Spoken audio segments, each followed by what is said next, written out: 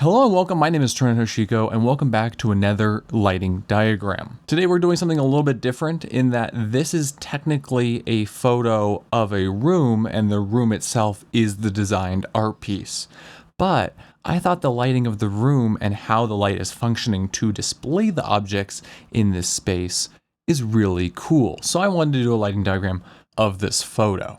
If you're interested in getting my free template for Draw.io that gives you all of these filmmaker tools right up here at the top, then you can go over to my Patreon, patreon.com/TrentonHoshiko. There's a link directly in the video description that will take you to the page where you can download that template for Draw.io. That's free and you can use it for any of your diagramming. I'm just trying to help people out with being able to do more in-depth planning for their video and film shoots. Draw.io itself is a free and open source diagramming software, and there's also a link to that in the description down below. I've already imported my template tools and the image itself. If you want to know about how to do that, I have a video linked in the description that will guide you through those steps. But let's get started. One thing about this photo that is really interesting to me is these windows. That's what immediately kind of caught my eye, is that we're getting a lot of light through those. Now, at the same time, we can see how the light comes in and it's reflecting on the floor, and we can see just how important that source of light is.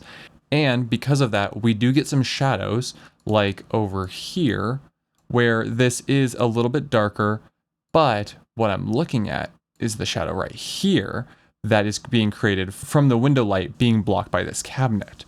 You can see the shadow that's on the floor there, but at the same time, if you look at the edge of the chair, this part right here, the face that is facing the camera, does have light on it. So we also can see this other places in the image. This fireplace right here is getting some light that is kind of glaring off of it that is coming directly from the camera side. So we know that there is at least another source behind the camera. This could definitely be another window, but I suspect for this case that it might be more of something like a flash. Now, we're not going to be using a flash for our setup here because we're doing this as a motion picture, but when thinking about architecture and real estate and space photography, flash is often very important. I would also say that this photo might be a longer exposure, depending exactly. Longer exposures are a way to get better details in your images. So there's some considerations with how we're going to be using this image to then create the idea for lighting a motion picture, but there is some other light that's being used to light this image. Whether or not that is natural from a window or a flash or some other sort of lighting setup, we don't know, but we can, just use that as part of how we're moving forward while planning.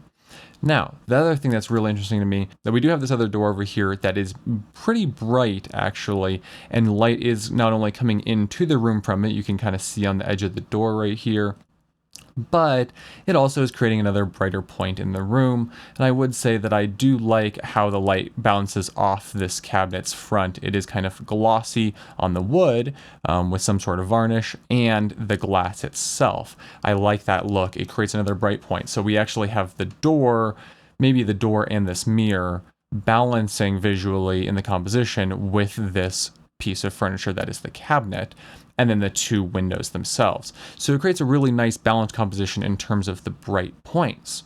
So basically we do have two windows. Another aspect of being able to see that there is some sort of other light source in the room is just how bright this face of the chair is and how bright this face of this little couch is.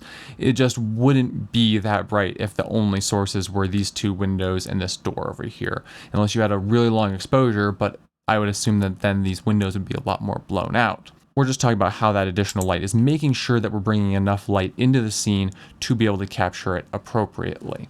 Now, I will say that if you had an actor in here, it might look a little flat because of the light that's coming from behind the camera.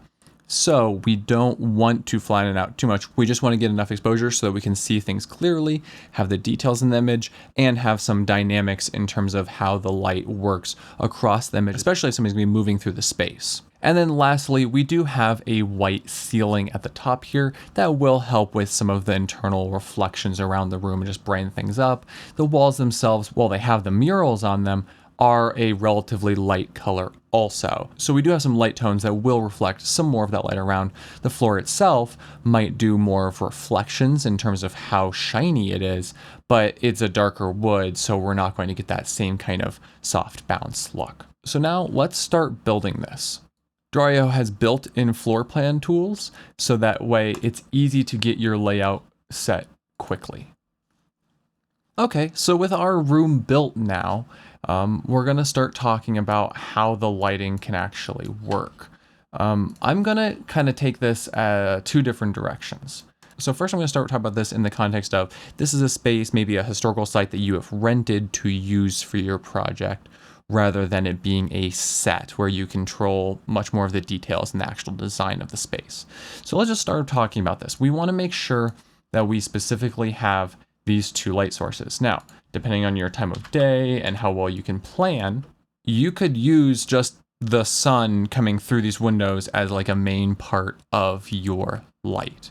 The problem is that as soon as that sun moves, you're gonna lose all of your light.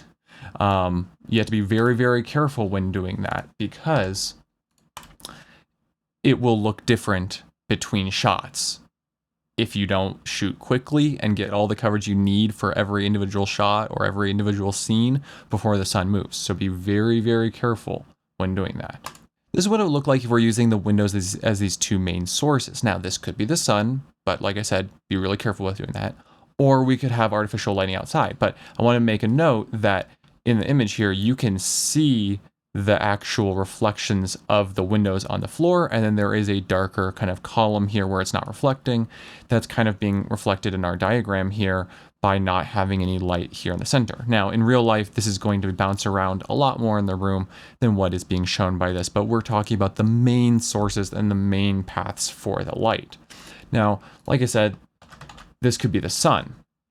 Now, at the same time, I think that it would be best and in your best interest to actually try to use some artificial lighting from the outside.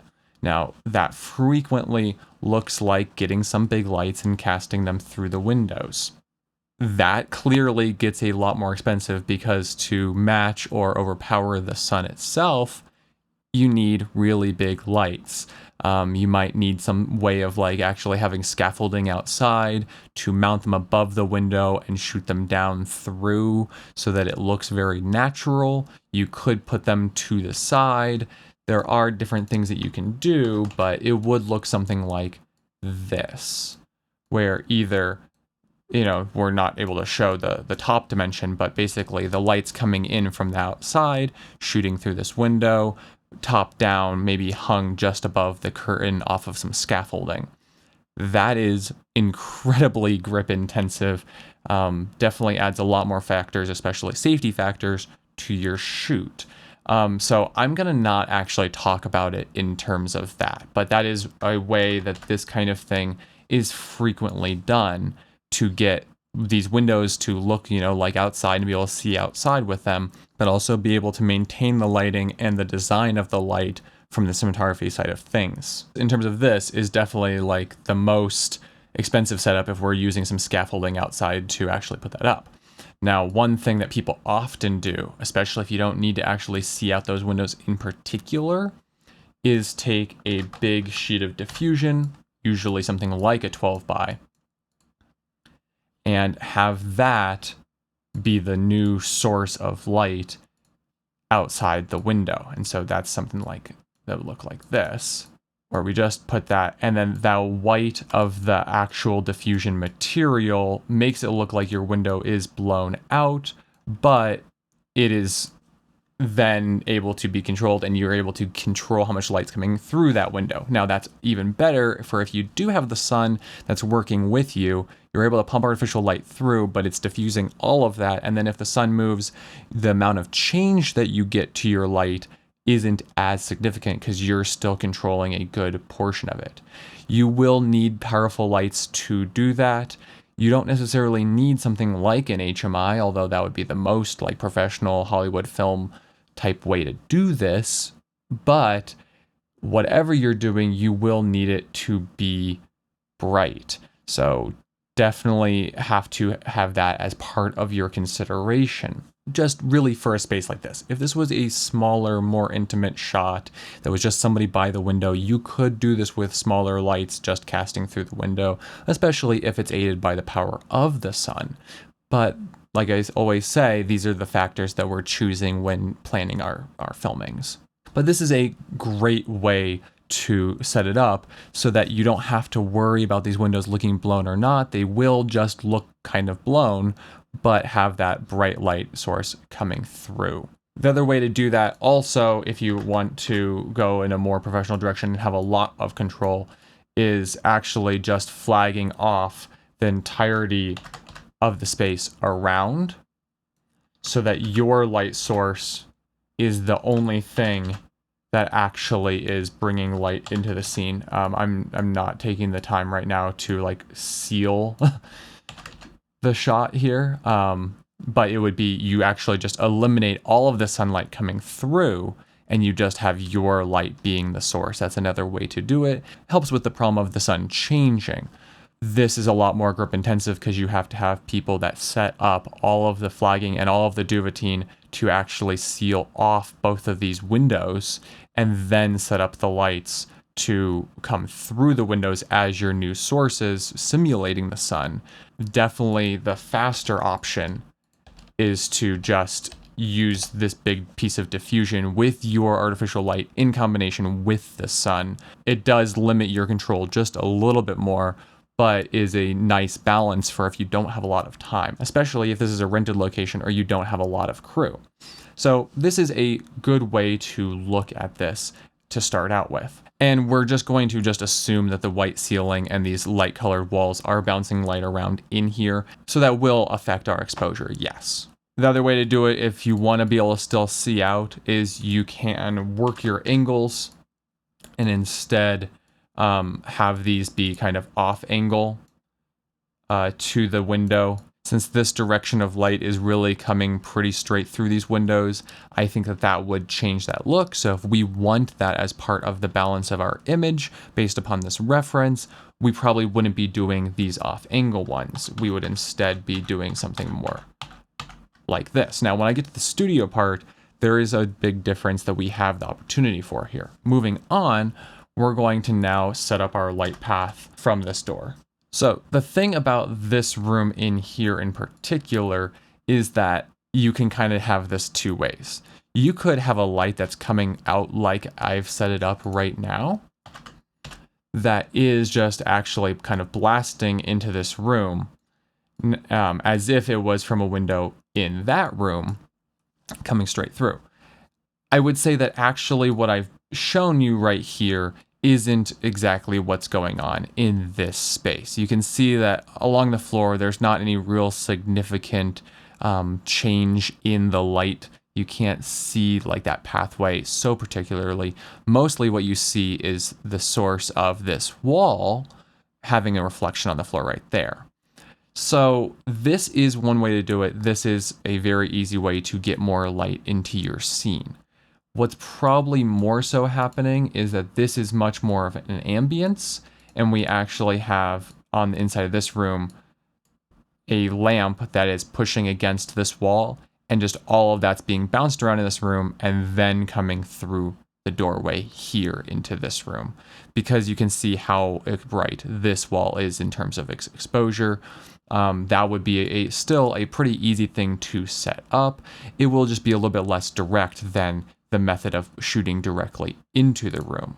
And it kind of depends on how much light you need and the style you're looking for. That's a little bit less naturalistic unless you're kind of justifying, in your mind or through another scene that there is a window facing this doorway.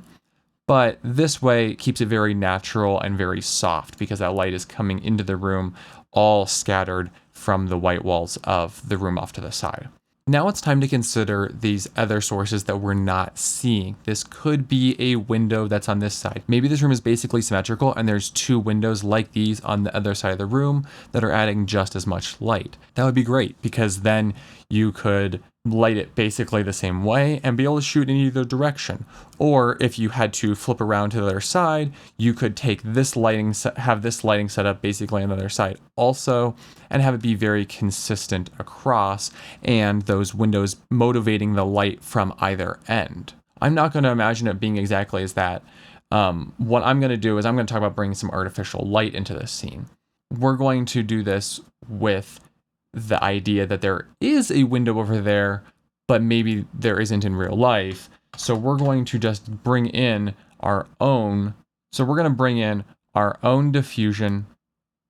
And if we're really going to be trying to make it look somewhat like the reference image here, I'm going to put it in line with the fireplace.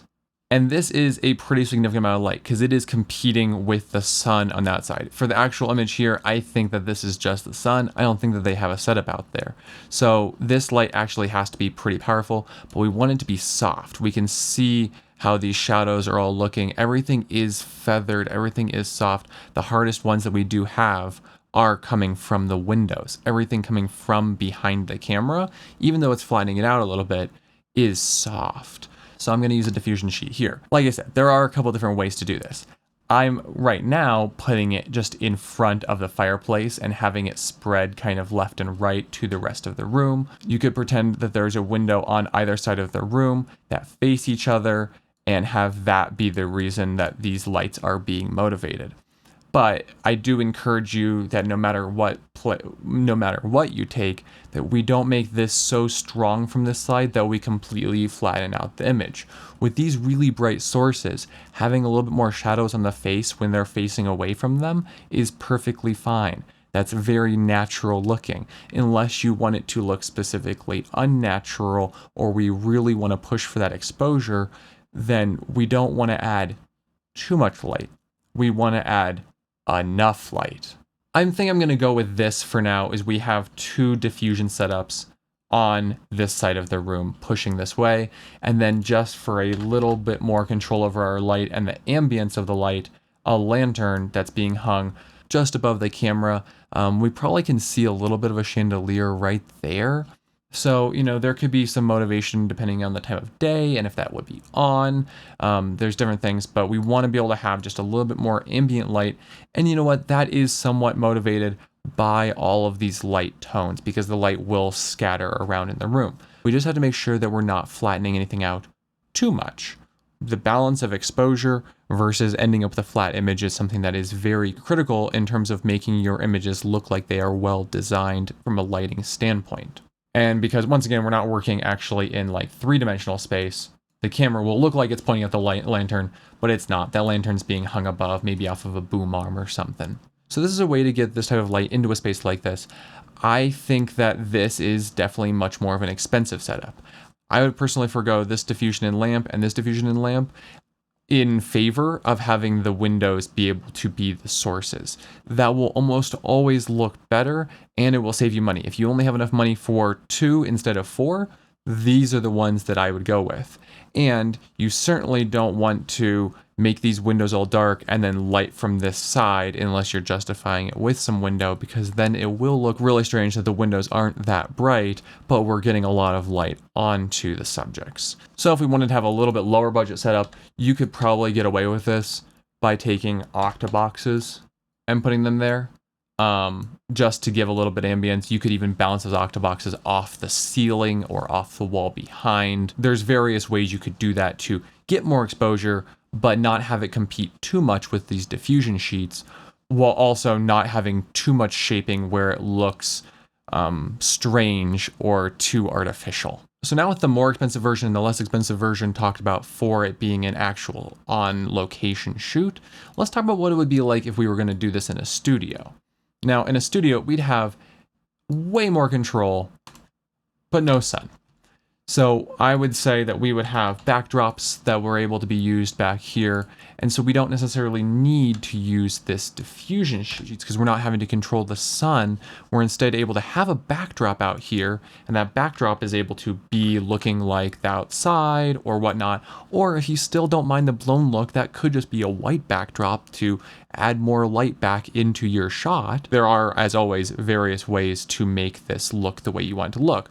But the thing is now, instead of having to have a bunch of scaffolding outside, we could use something like a trombone or some sort of stand or a boom arm or a crossbar or a lighting grid that's overhead. There's a lot of different ways to get this light up high above that top edge of the windowsill to then make it so that we can be lighting from that top down angle from the outside in.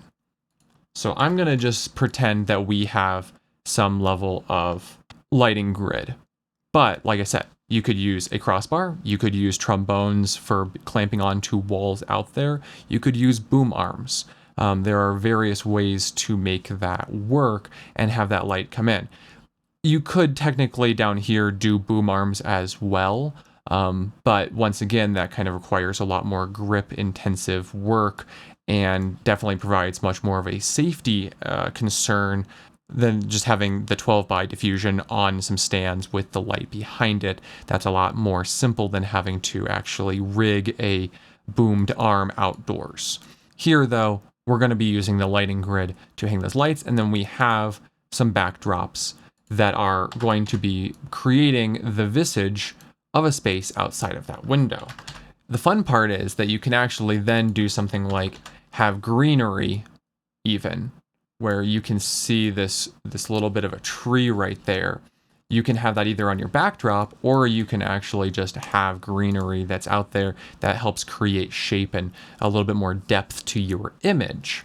And then just assuming that this is an open end on this side of the set, we're able to still then have either something like this octabox setup, but I would say that if you're already on set and you already have a room that looks kind of like this, you might as well be able to try to have bigger pieces of diffusion that are coming in and bringing light back into that room. Now, what I'm doing here is I'm angling them in towards the middle. You can do various types of things with this, but currently for my idea of how this could work is I'm going to kind of do a cross pattern that goes right here and right here that crosses left to right from these windows. I think that that would just help make it all very diffused and soft all around. I have these currently as 4 bys, but they could be 6 bys, they could be 12 bys, whatever you can kind of afford and work with. And then over here, we're once again still using that lamp to push light into the room from the side. You can also do other things where if you want to have a like very specific light streak, you could have another lamp. Maybe say the sun is, setting or something like that, and you want to have something beyond just this kind of ambient light. You could have a lamp that comes and punches through that window and creates some patterning on the wall, kind of like this. So we could take this lamp, I put it on this side, but let's put it on this side.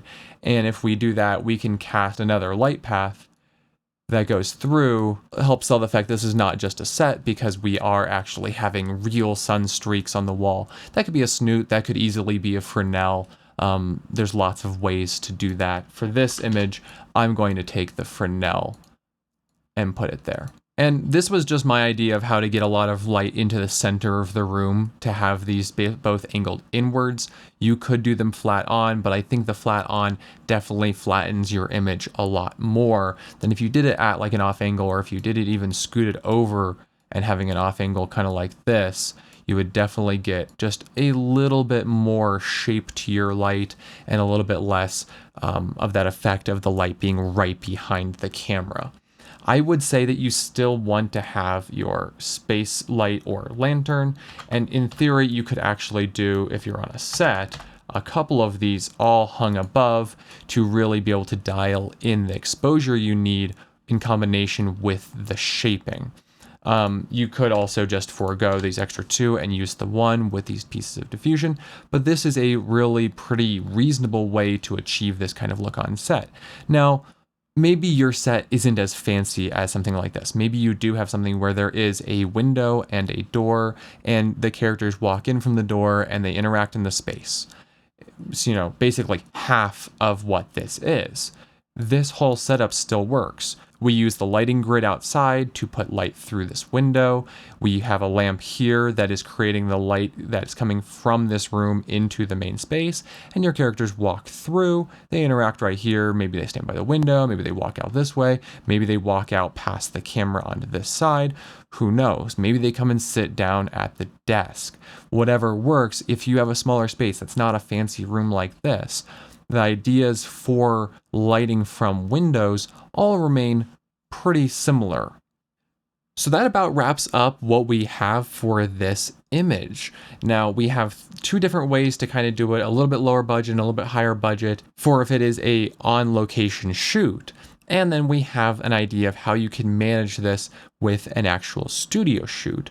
And these concepts, like I said, could be really applied to a lot of different scenarios where you have a window that you're trying to get light through to make it look very natural. If you wanted to, you could still do that diffusion look here. You could still do the look where you have the diffusion right up against the window there. I would say that usually that looks best then if you put some curtains over it, something that is light to just really motivate how soft that light is.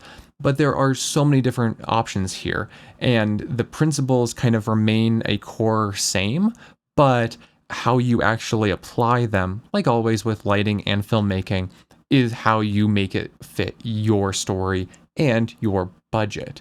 It's funny, when I started this image, I was like, oh wow, this is kind of easy in a way that like, I know that there's these two windows and I get to talk about the window light coming in.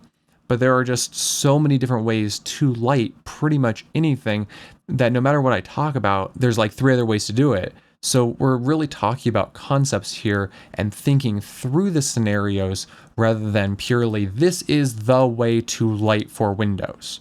Because, like I said, with the on location shoot, you could black out all around this diffusion sheet, or you could have it helping with the sun be a consistent look coming through.